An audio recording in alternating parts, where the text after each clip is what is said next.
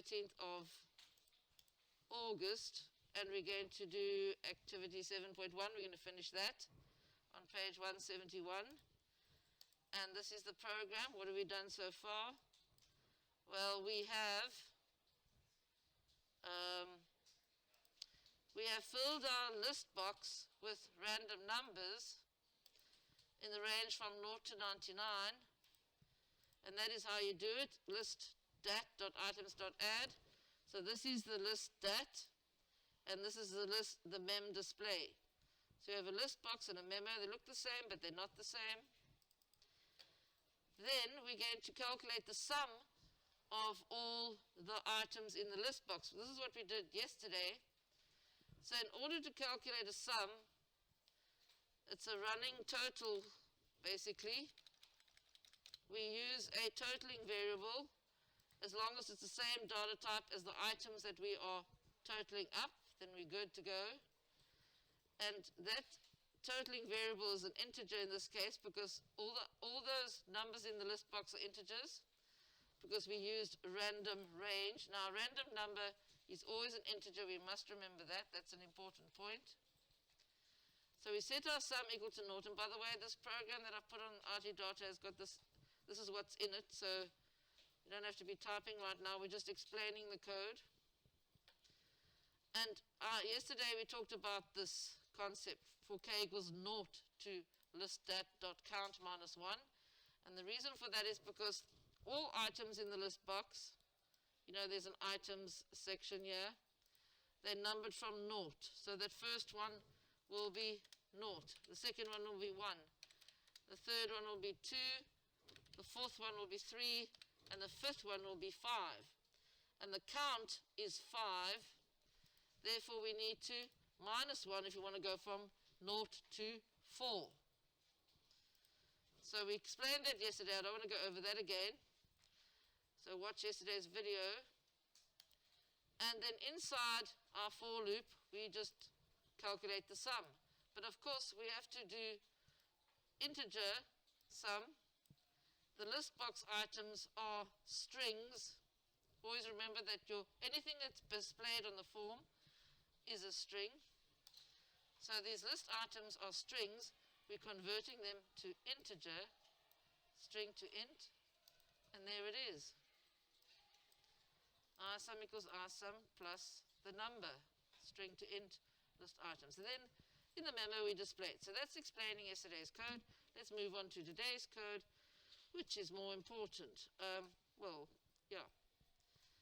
So we have done that, but they're saying that we're going to now put in a button called average. Let's run the program, and then we'll add a button called average.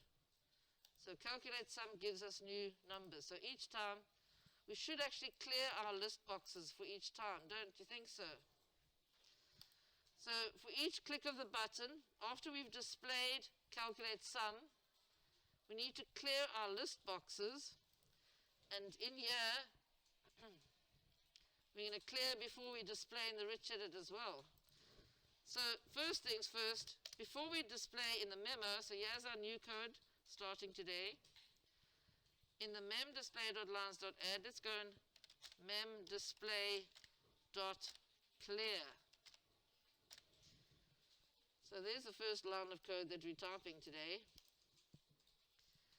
And also, before we fill the combo box up, we need to clear the combo, not the combo box, it's a list box, isn't it? It's a list box. So before we clear the list box, we have to say lstdat.clear as well.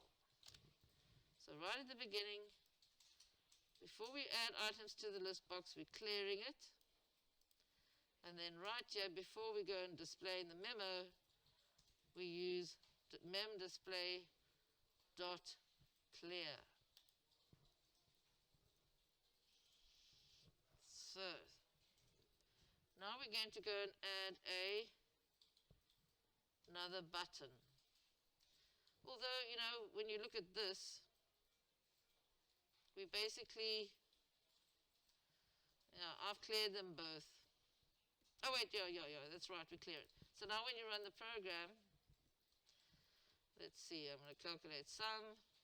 I'll calculate the sum of the next one, and the next one, and the next one, and the next one. Obviously, in our program, we didn't put a nice message on. The total of 5 random numbers equals plus. I didn't put a nice message, which we need to actually do.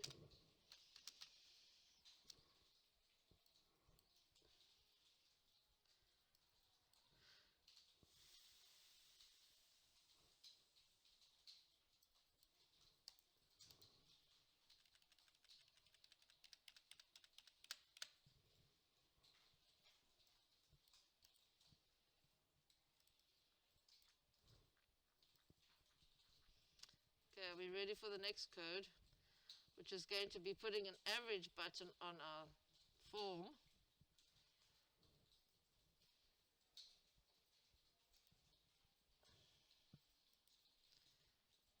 Activity 7.11. We're using the same program, and we're going to add a button called BTN average. So let's go and do that.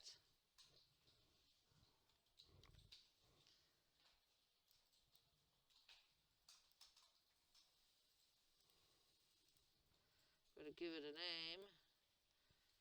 Not the caption property, the name property. BTN average. Oop. There we go.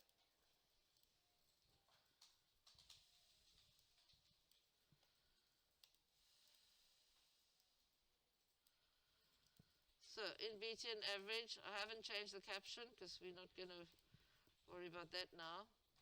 Let's say we've got to add code to find the average of the numbers in the list box. And then we have BTN highest and then BTN lowest. Add code to find the lowest number in the list box. So these are very important algorithms that you need to know about in your programming life. We've got BTN average, BTN highest, and so it's 2 other buttons, so go and do that. BTN average, BTN highest, and then BTN lowest.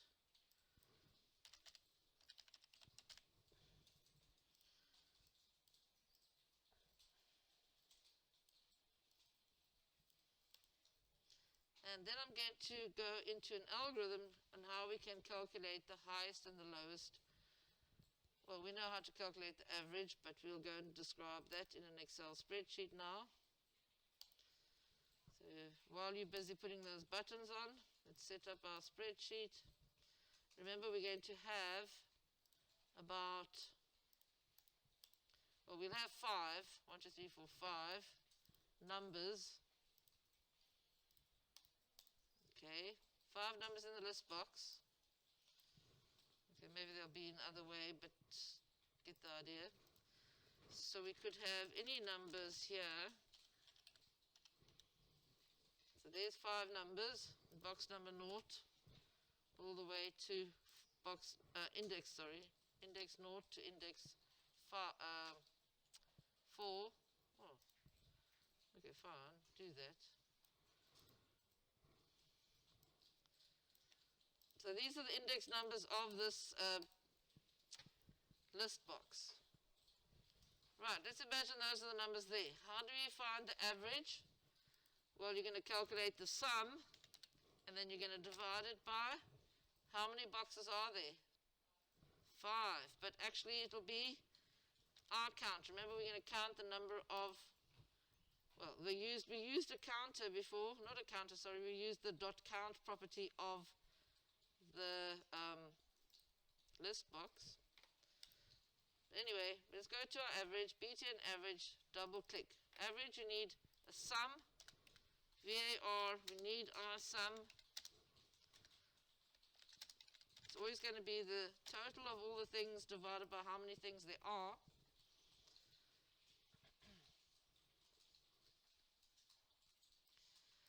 But we've already calculated the sum. Do you see that over here? Now guess what? Well, are we going to go and calculate it again? Or are we going to use global variables for sum? Shall we use a global variable sum? Right, let's do that. So delete the isum. In order to use a global variable sum, you may not have isum as any kind of variable in any of your other buttons. So as a variable, we move it. And we make sure that we do not have isum in any procedure as a variable, okay? We can use it. We can use it everywhere. Isum is now global, so we can use it anywhere we want. But we can't declare it as a variable in any other procedure. Now, can we? No. But in our procedure, beta and average, we can have a variable called R average or RAVE, and that must always be a real.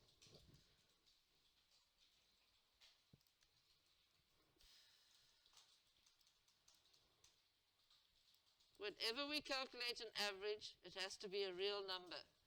And the reason for that is because we are dividing. When you divide, you will always have a real answer, regardless of what you might think. You'll always have a real answer, so the average will be isum divided by the .count property of the list box, lst dat dot count.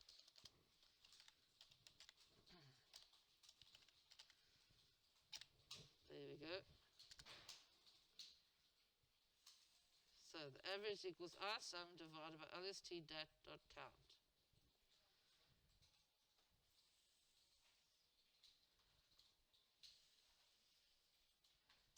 So the next thing that we have to do is display the average. Where do they want us to display it? Let's see.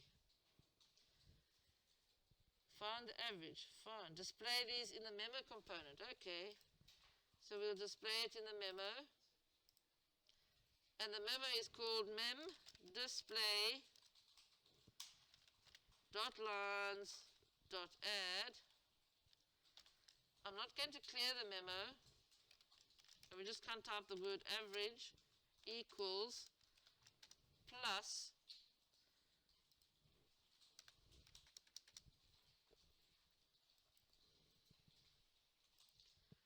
now here's the funny thing. This average is a real number, and we know it's real because we did divide. We use division. And now to display the real number, we have to say float to string. But we also typically want to round the number up when we display it. So I'm going to say float to string. If I just use float to string on its own, it is like that.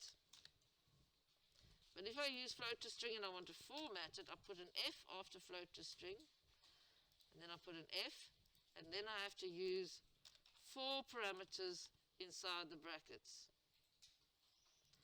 4 parameters.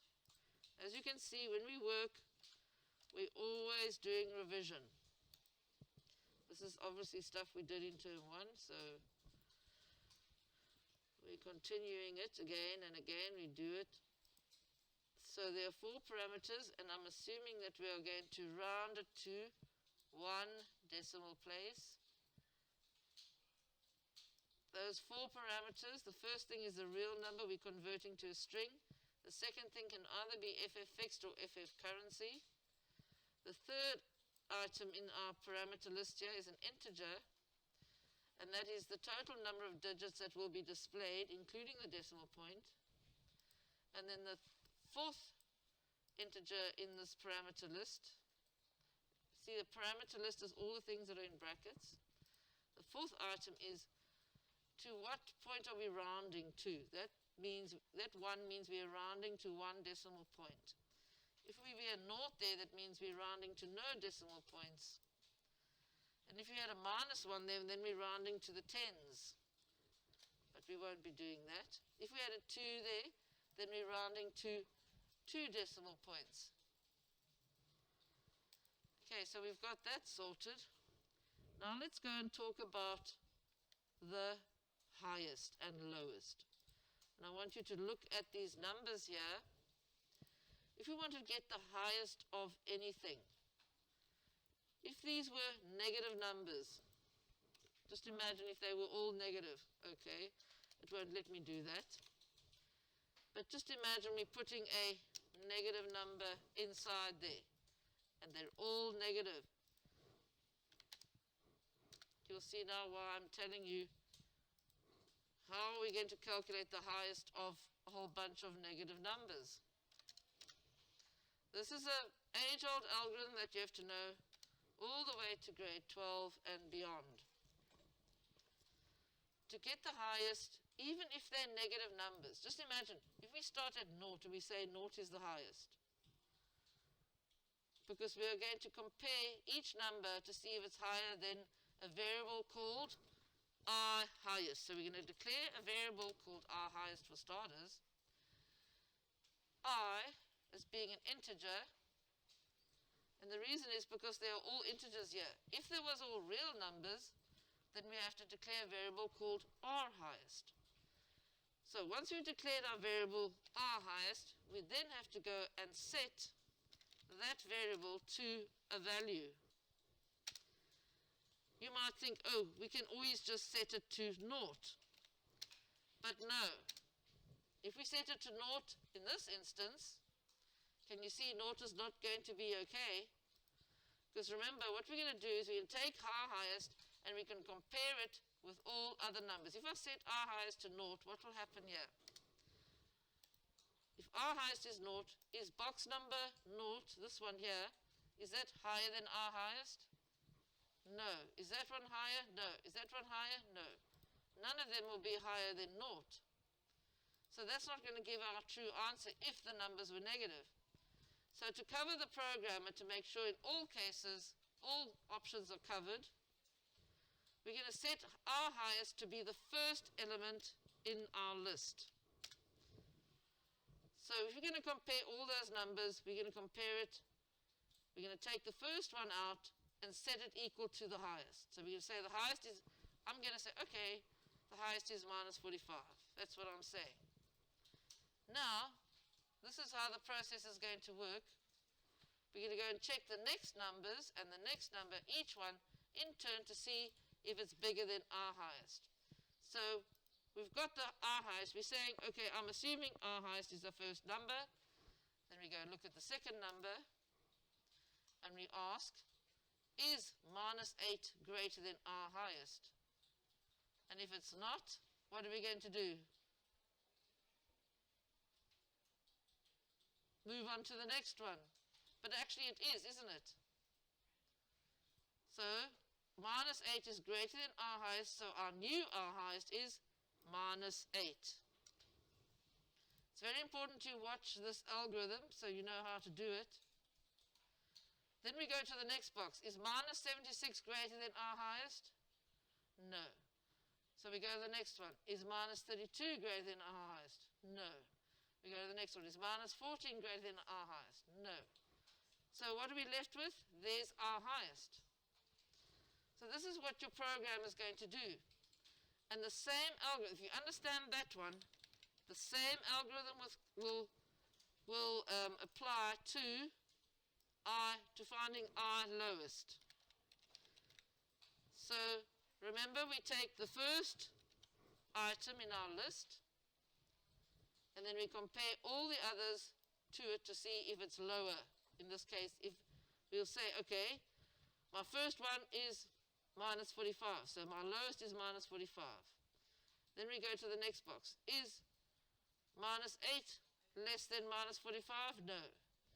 Then we go to the next one. Is minus 76 less than minus 45? Yes. So we now make our lowest is now minus 76. Then we go to the next one. Is minus 32 less than minus 76? No. Is minus 14 less than minus 76? No. And so at the end of the loop, can you see we're going to have a loop where we are going to repeat instructions. So now we're going to go to our code and calculate our highest. So, are you all ready to calculate our highest? And if you're not ready, stop what you are doing and let's do our highest first. You can catch up with that later. So, double click the button for BTN highest. And inside here, we're going to make a variable called our highest, just like I showed you in the diagram that I was discussing with you.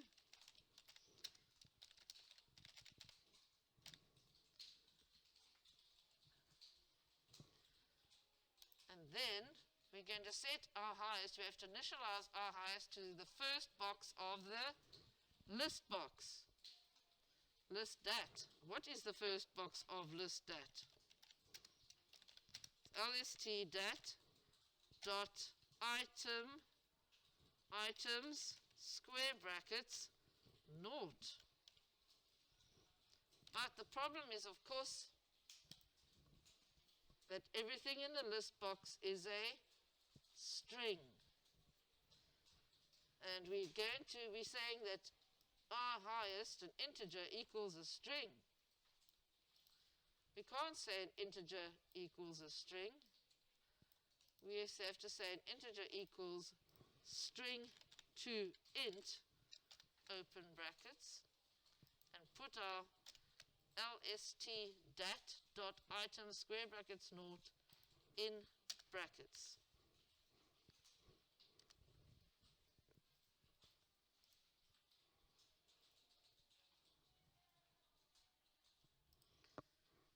Now the next thing that we are going to do is start a for loop. So we need a for loop counter because we're going to go through all the other boxes, and remember, we're using a for loop because we are definitely going to go through every single box.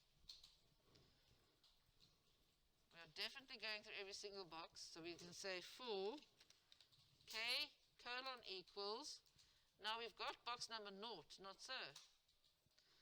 So now we can move on to box number 1, 2,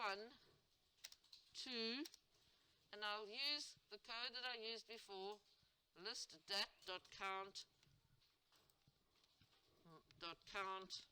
minus 1.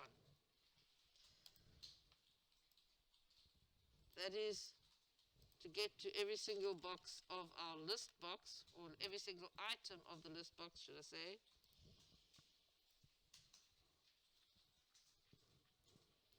Before, when we went through our list box, we started at 4k equals 0 to lst dat.count minus 1. But now we're going to start from 1. And we know that number 1, items, number 1, is the second one in the list box because we made the first one equal to our highest. We said our highest is the first one. We're going to assume, okay, I'm going to assume our highest is the first one. Now, while I go through all the other boxes numbers, I'll ask the question, if lst dat dot item square brackets k, if that is greater than our highest, then we will do begin and end. This is the structure. There's a problem with the code. We're going to fix it now in a minute.